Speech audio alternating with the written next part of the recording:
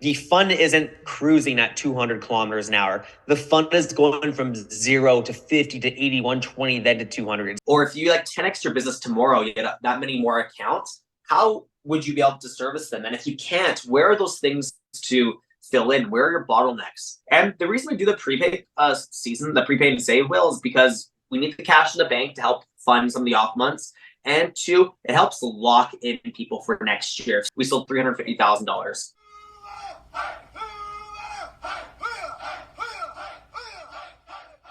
All right, so ladies and gentlemen, we have James with Yard Dogs here, and he owns obviously the Dirt Life channel as well. Thank you so much, James, for jumping on the call. This is absolutely a privilege to be able to get 30 minutes with you. I know you're over there running literally a $2 million operation. Absolutely astonishing. So you guys are crushing the game over there. So thanks so much for hopping on the call with us today. No, man, the pleasure is mine. I have a ton of fun doing this kind of stuff. You're doing some awesome work too, and I think it's always great. It doesn't really matter what size your business is. I feel like if you just have these kind of one-on-one, heart-to-heart conversations, there's things you can learn from me, and there's a ton I can learn from you. So, no, I'm super pumped to be here. Thanks for having me on. Absolutely, absolutely. And I've been watching some of your videos. Like, the content that you're putting out is legit. So anybody that's watching this, literally go to the Dirt Life channel, check them out. It's funny and it's educational. It's entertaining. You're doing a great job, seriously, on the media side. So keep I up the appreciate good that. work. Thank you so much. Absolutely. So James and I, specifically James here. So James and Liam, they own Yard Dogs, and were asked to speak for My Candies at Landscape Summit that we both attended here about a month and a half ago. Just an awesome event. But I wanted to hear it from you, James. So was this the first time that you attended Landscape Summit? Yeah, no, this is the first time I joined any kind of thing by Mike Andes in person. So my first Landscape Summit was my first time actually seeing Mike in person. It was my third time talking to him. I talked to him on Zoom twice beforehand, but it was so nice to be in person there. Like, one thing I was always worried when COVID was happening is like, is this it? Like, this whole Zoom life, is this what the future's gonna be like? But being in a room there was like 400 plus lawn care landscape business owners, the energy was unreal. So it was just nice to be in person, and that was my first time. How about yourself? Absolutely, yeah. It was amazing. I just like you said, the energy of the people that were there, just amazing. Because like the information was phenomenal, but it really was more so like the people and the networking and getting around like Mike and other winners in the industry, literally, that people that are hungry to grow and learn. Like that's the type of people that I want to be around. And that's why I love you jumping on this call here, because I know you guys are in that mode, in that mindset to get better each and every day. So no, 100%. No, I heard this great saying once that like the fun isn't cruising at 200 kilometers an hour. The fun is going from 0 to 50 to 80, 120, then to 200. It's the acceleration that's fun. That's why, like, I much prefer speaking with entrepreneurs that are growing their business. They're in the dirt right now. They're in the hustle, going through it and stuff. There's a lot to learn from the people that made it, obviously. Like, that's what we're all aspiring for. But there's something to be said about the guy that's in it right now, growing the business, where there's just some special energy there. So that's why I just love these conversations. Absolutely. So speaking of getting down into the weeds and actually getting dirty, you guys are doing prepays recently, as I've seen on some of your channels. So maybe talk to us a little bit about that like what your guys' kind of focus is now with the prepays and how that's kind of been going with you guys. Being in Canada, we can really only do work 5 months out of the year. That's usually May 1st until the end of September. So there are a lot of months that have something called a burn rate. A burn rate is the overhead expenses you have to pay for, whether you're doing lawn care or not. So for us, that's like the rent of our building. It's the Wi-Fi. It's some salaries you keep on. It's all those things that happen regardless of doing lawn care or not. So you need a way to minimize the burn rate in the off-season months, and you need a way to actually keep cash flow happening during those offset months. So what we do is a prepay season with our clients, typically at the very end of the season in October. and we give them an opportunity to prepay. And as a result, they get two things. One is they'll get a discount on their services for the upcoming season. So in this case, the 2024 season. And we will put their name into a draw for something fun. In this case, we did 2 round trip tickets to anywhere in North America. We put all their names into a like a spinny thing, one of those draw raffle things, and we pull a name and announce it. So I actually just filmed that video about 30 minutes ago. So I'll pop it up on our channel soon, just so you can see what that looks like for our clients there. And the reason we do the prepaid season, the prepaid and save will, is because we need the cash in the bank to help fund some of the off months. And 2, it helps lock in people for next year. If somebody prepays now, they are not going to be switching lawn care companies next year with like 99% certainty, unless something obvious happens, traumatic, like loss of a job or they need to move, etc. But that's very, very rare. So it just helps us lock in a certain amount of customers, start to forecast what next year is going to look like, and get a little bit of money in the bank. So we just finished that prepaid and save season. It was the best one we've ever had before. And we used to we've done a lot of things right and wrong with the prepaid and save. We used to have the mentality that we should gotta call people all winter. Like we should work all winter long and get people to prepay. And man, a few years ago, we really pissed off some clients. Like we were calling them December, January for like I think we actually had 19 touch points at one point, which was ridiculous. And people, it was funny because like we were like selling ice cream in the middle of winter. You might love ice cream. I might be selling your favorite flavor, but if it's minus 30 Celsius, you don't want ice cream. And we were trying to sell lawn care during that time. So we've smartened up a lot.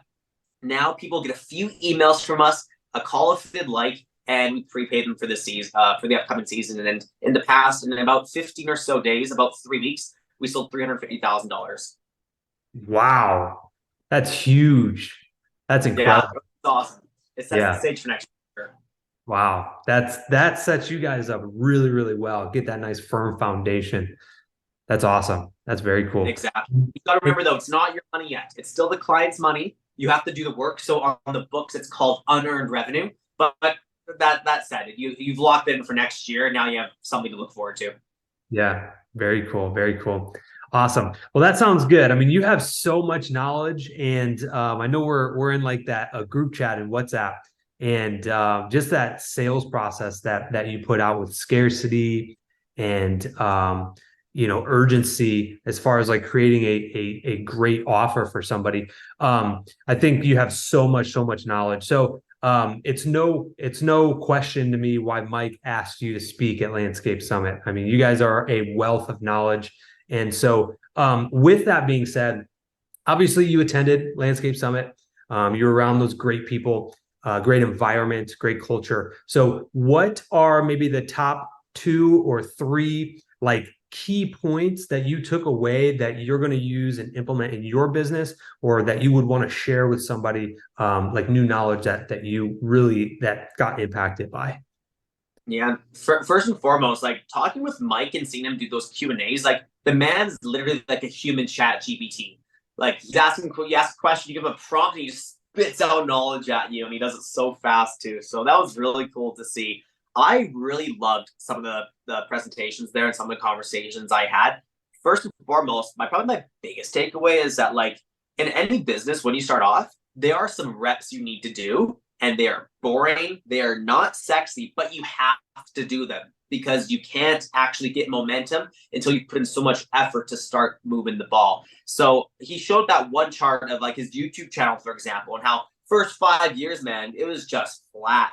Then all of a sudden things take off and jump. And that was a good reminder for me because I sometimes we're going into a decade now of doing business at Yard Dogs, and you forget in the early days how much you really just have to pound the pavement to make things happen. So my biggest takeaway, it was a good reminder that like, you know what, whenever we're starting something new, it's unreasonable to expect to be really good at it. In fact, it's a lot more reasonable to think, you know what, I'm going to suck at this and I'm going to make a lot of mistakes and it's going to take a while.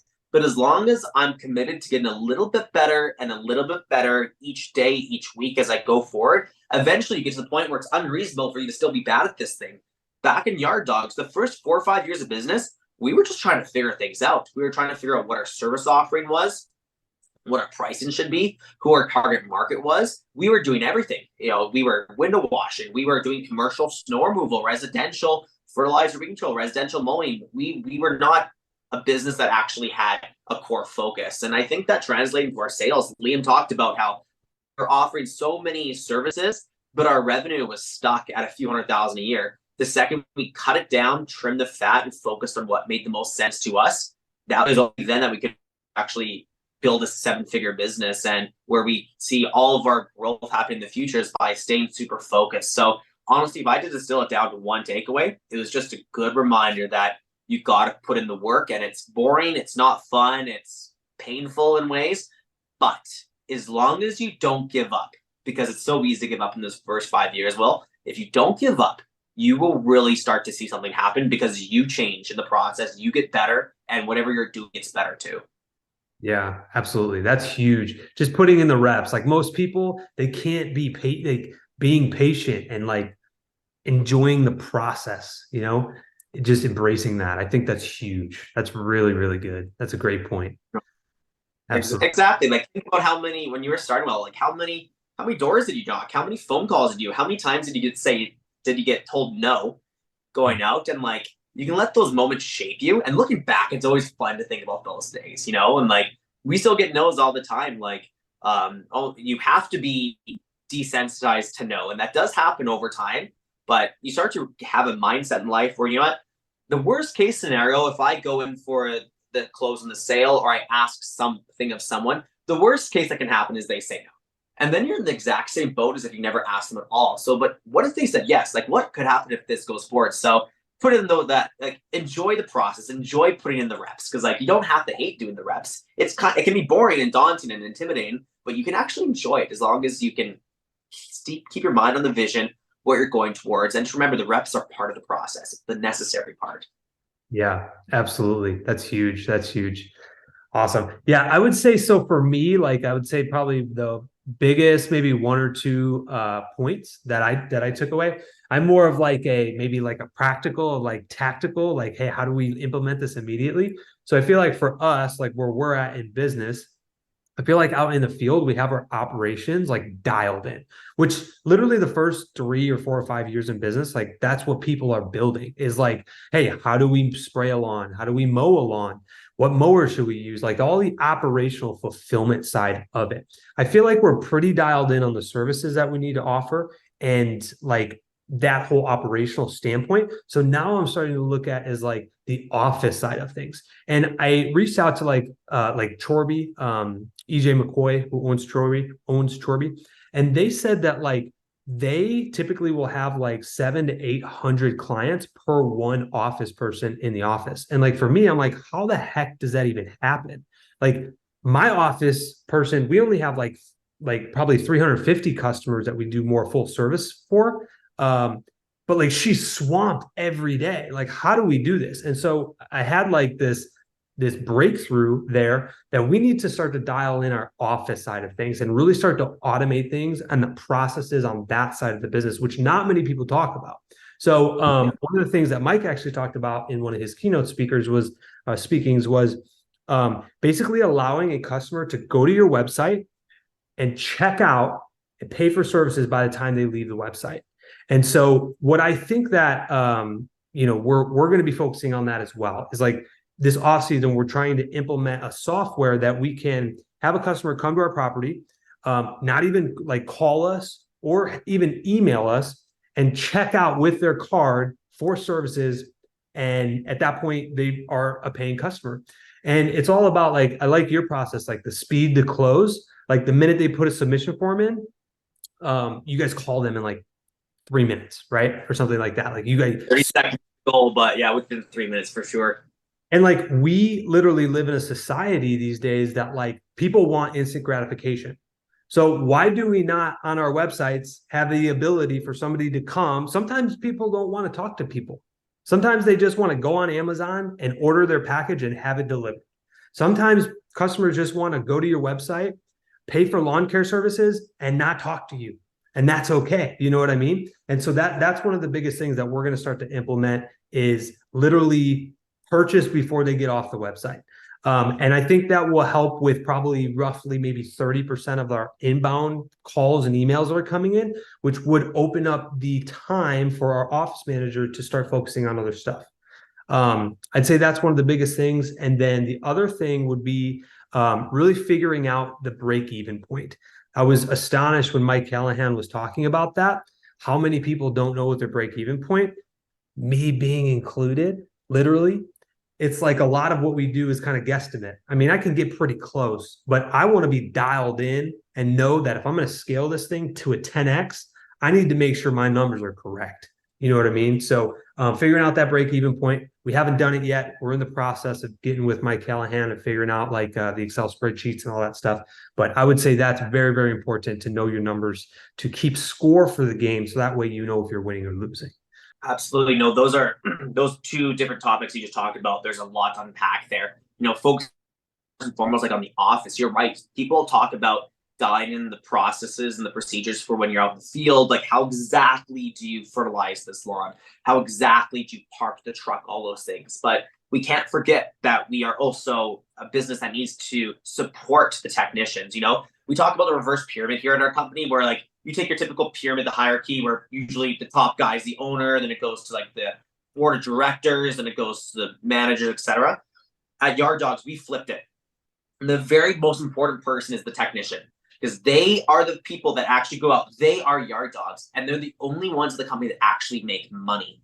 But from there, we have that huge area that you talked about. It's the customer service. It's the sales, because when people call in and they want to talk to someone competent, people are so busy.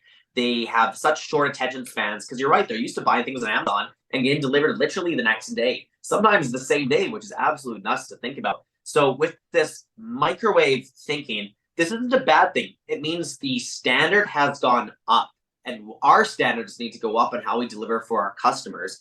I think the tricky thing is finding the right balance, because I'm not certain I subscribe to a whole method where it's always checkout, self-checkout, do it yourself. You can't talk to a person. I think there always needs to be a balance, and there needs to be an option, because sometimes I want to just click a button and buy it. But sometimes I just want to get on that dang phone call and just make it happen quickly. And I think that a company needs to make sure that they're giving options to their customer to suit their ideal needs. It doesn't mean you have to do everything for everyone. I'm not saying that at all, but it does mean you have to make sure that you minimize your office staff, because overhead will kill you in a seasonal business, especially in the months you're not doing revenue. You're in Texas, man. Like, it's awesome there because you can do services so many months out of the year. For us, we have to be so careful when we bring on an overhead expense, because there will be months where we're not making money. So I think if we can find a way to minimize and maximize how many clients are needed for an office person, a customer service rep, that's going to be great. So we are investing heavily, especially after the Landscape Summit, in our online checkout process, because it needs to be smooth. It needs to be quick. And what's cool about a website is that it could be your number one salesperson. They never need a break. They can work 24/7. They don't ask for days off or vacation. They don't ask for a raise. Your website's your number one salesperson if you do it right. But you need to make sure that if somebody doesn't want to do the self-checkout thing, or they get confused, or they don't know what lawn program they actually need and they need a professional recommendation, that they can call in and still receive a world-class experience. So we're investing heavily in having both options available, and we want to have the best company for both of those options. I look at some of the biggest lawn care companies, and it's easy for people to bash the big guys like True Green, Weedman. True Green's $1 billion company, and Weedman is hundreds of millions of dollars. Easy to bash them, but you know what? If I was running a $500 million company, I would not be perfect either. And they've done a lot better than most of us can say. So there's a lot of things to learn from those guys. Then if you go do their online checkouts, they are astonishing. They are super clean, super good, very customizable. So I'm looking to them right now to really elevate my self-checkout and just have that as an option for our customers. But if they want to call in, they can still call in. Yeah, absolutely. I think that's a huge component of it too, of just having that balance, like you said, making sure that they have options, But that's very What are cool. your thoughts on like an AI answering service? I know Mike's been dabbling a little bit in it, but like, where it doesn't, I'm not talking to call in saying, thank you for calling Yard Dogs. Like press 1 for sales, 2 for customer service, or I'm the self-checkout guy. I should be able to help you. Please say it a couple of key phrases. I'm talking about what are your thoughts on literally an answering service that it's so good you actually have a hard time distinguishing between, am I talking to a real person or is this a robot? People think it's a real person and they do most of the things a real person can. Do you think that this industry might be eventually going towards that direction? I do think so. I think some of the like elite companies will start to adapt that sooner than most. I think it's a brilliant, brilliant idea. I think it's a brilliant approach. If I had the infrastructure, like similar to Mike, where I had 140 franchise locations supporting that, I would absolutely 1000% be investing my time in building that. Especially like with us wanting to do 10 corporately owned locations, it would definitely make sense, to have something like that to where, like you said, it could run 24/7, 7 days a week. Somebody can call at 3 a.m. They could still talk to somebody on the phone, and then really just fine tune it as mistakes come down the pipe, to where it's almost seamless, like you said, to where they wouldn't be able to decipher between the two. I think that would make a ton of sense for somebody that wants multiple locations or a franchise company, corporately owned or what have you. Absolutely. Yeah, I think that's huge. Absolutely huge. Me too. I think that there's so much potential that can come from it, and that kind of technology, it only gets better. It only gets better, and I'm so curious how it can expand in our industry, because when you think about it, if like I've done a lot of sales for our company, and I've done a lot of customer service too. The amount of tasks that you do that are mundane, which means they're repetitive, it's the same thing. It's someone calling in to get a service call for their weed control, for example. If you do the same thing more than like a couple times a day, there's got to be a better way to do it, because what's cool about a human being is that you can change. We are so adaptable, but when something's so repetitive, it really should be some sort of automated process. And I think AI for phone calls will really help take charge of the mundane thing. I don't think I can foresee a future where it's going to completely replace it. I do think sometimes someone just wants to get elevated to a manager, and someone can say, talk to a real rep, and it will go to that legit person to really get that personal feel. But if it can take out 80%, even 50% of the calls, that's going to help a business owner's overhead so much. And it's actually going to better serve your clients. The clients will be able to get, they won't be dependent on, is this person I'm talking to, are they new? Are they not trained as well to know what to do? This AI, your system will keep growing, and it's going to be your best customer service rep, unless that person needs to elevate like an issue to a manager, I think. So I'm really excited to see how that's going to play out. I know Yard Dogs, we're really looking to options there and stuff. You're right. It is expensive. It is big, and it's going to make a ton of mistakes, but I think it's only get better, and I think it will be a future sooner than we think. Yeah, absolutely. I'm definitely interested in that. Did you get a chance to partake in the Cutting Edge conference that Mike hosted? No, I didn't actually. Did you? I did. So one of the concepts actually that he talked in there was like basically doing like people go out and work out at the gym to stretch their muscles and everything. What he talks about is doing mental reps and really trying to expand the mindset of 10xing what you have. And so the mindset would be like, hey, what if my business grew 10x? What would need to happen? Right? What if I had 10 times the amount of employees that I was onboarding right now? What would that process look like? Because I'm sure it would be much, much differently, And so, but it just starts to get those wheels turning up top of like, hey, how do I scale this? How do I grow this business? And I think something like AI with a phone service, and really being like, hey, what if I had 10 locations that I had to manage? Would I just hire an inbound or outbound sales manager to like call all the time? Or would I figure out a way to somehow streamline and, basically like those mundane tasks, like how do I make this more efficient? How do I make this better? So it was really good. He basically just thought about like, hey, what if you had 10 times the amount of revenue coming in, or 10 times, the amount of locations and things like that? I thought was really powerful for the mindset to really start to expand and think about those things. No, exactly. And like, I think one of the speakers at Landscape Summit, I'm trying to recall his name, just looking through my notes quick, but he was the but anyways, he talked about how like the reason you make big goals is not because the goal itself is necessarily attainable. It's because in order to make that happen, you have to change. Like where your business is right now, what are your constraints? Where, if you like, really right there in your example, if you had 1,000 people submit a form overnight, how many of them could you actually get a hold of to book? Or if you like 10x your business tomorrow, you get that many more accounts, how would you be able to service them? And if you can't, where are those things to fill in? Where are your bottlenecks? And that really goes to the adage of saying, like, if you want to be $1 million company, start acting like one. And funny enough, you will actually eventually become one because of the way that you've changed. Nothing else has changed besides the way that you as an entrepreneur has changed as well. That remind me of like that one talk that Mike Andes had at the presentation. It was like those 4 constraints he identified. He called it, if you have an issue, a problem in your business, it's probably one of 4 things. It's a liquidity problem, it is a leads problem, it's a labor problem, or it's a leadership problem. And you got to look at those 4 L's and determine, what kind of issue am I stuck with right now? Where's my bottleneck? It usually come to those. And when we looked at this, we were thinking, you know what? I think our issue at Yard Dogs was a bit of a leadership issue. Like we weren't all our leadership team, we weren't focusing on the right things. Sometimes we get bored and we focus on dumb things, like literally, but unless it's increasing your clients, it's increasing your retention, or it's delivering a better service for your customers, does it truly warrant your time and attention? Like, can it be delegated? So we are really focusing, it helped us reevaluate our organizational chart for 2024. We're going to have it where I'm focusing a lot more on the Dirt Life channel, and Liam's going to be focusing a lot more on getting our operations set. Because what I love about you, Will, is that you're on your 2nd location, you're absolutely crushing it. But when we looked at our situation, like, you know what?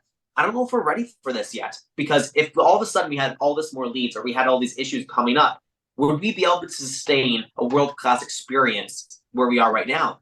And the answer is no. We need to actually focus on developing ourselves and our business, getting those procedures in place for a lot of the things. We haven't been great for that. And that's something that we're really dialing in right now. And of course, my favorite part of one of my favorite things that Mike Andy said is that when in doubt, if you can't figure out your 4 constraints, raise your prices, because raising your prices gives you so many more options. And profit is actually like synonymous term for options. In a business, if you don't have profit, you don't have options. But if you got profit to use, you can actually explore different venues. You can take some chances. Or, hey, if there's a problem that money can solve, is there really a problem? Not always. Yeah, absolutely. Absolutely. I love it. And the 4L framework, that was phenomenal too. Just that mindset. Because I always thought it was like a teeter-totter, right? You either had way too many people and not enough work coming down the pipe, or you have too much work and not enough people. It's always like a teeter-totter that you're trying to balance in business. But you're right. I mean, there's labor, liquidity, and basically that whole 4L framework absolutely is huge. Definitely. So yeah, it was awesome. That was a great end to our season. I'm so happy we brought out some of the Yard Dogs team for that too, because like we got a lot tighter. Like we spent time together, we experienced the same event together, and now that we've come back home, like I feel like the team is more solid than ever before. So whenever I'm talking to anybody that now says like, oh, I want to go to that event or the next summit, but like price is my concern, I want to cut it off right there and say, no, man, like this is an investment in your business and your team. There will be such a great return on investment that isn't always tangible, honestly, but the way that your team will interact with each other, the way that you guys will speak and actually be able to refer back to a conference together, it will drive your business and make sure that the people on your team are the right people, because the right person will definitely go to an event like that and get fired up. My operation manager, Nathan, he came back and he had like 25 pages of notes ready to go. And he's been on fire since that meeting. So these events, man, are such an investment in your business. It was so cool that your wife joined you to join there too. And you guys seem like such a strong team. And I know that your company's just going to explode because you've got that foundation there. Absolutely. Absolutely. I told Larissa too, I'm like, next year. So we're definitely bringing our leadership team, right? Like our office manager, our general manager, like they are attending. I'll make it mandatory. We'll shut down the office for 2 days. Like, I don't care. We'll call all those calls back. We're going to make way more money and be way more closer attending a landscape summit event like that. It was absolutely incredible. That was the first one that we have attended as well. And we will definitely be there next year. So hopefully we'll see you there too as well. But 100%. And what's cool, if you have an AI phone system, you don't have to worry about those missed calls. They take care of it for you, even though your yeah, whole team's at landscape. So absolutely, absolutely. Well, James, thank you so much for jumping on the call with us. As far as like people that may want or have questions to reach out to you, obviously you've got the Dirt Life channel, which you're putting amazing content. Again, go and subscribe. Awesome media content that you're putting out. But if somebody has any questions, how can they get a hold of you? How can they reach you to ask you more questions? absolutely. So probably the quickest way is to jump on our channel and just put a comment in one of the videos with a specific question, because I'm checking those comments all the time. I get notifications for it. I jump in myself, or Liam jumps in, and we answer those right away. If you have a bit more of an in-depth question, you can always just send us an email at media@yarddogs.ca. So that's YARDDAWDAWGS.ca. And I'm checking those all the time too, if someone has a little bit more of an in-depth thing. But again, Will, thank you so much for having me on today. It was so awesome to speak with you. And I love that what you shared about the whole conference and how it brought things together. It helped remind me about some things I learned along the way. And I have to go over to my journal and get those things down before it escapes me, so that I can make sure we're investing in our business too.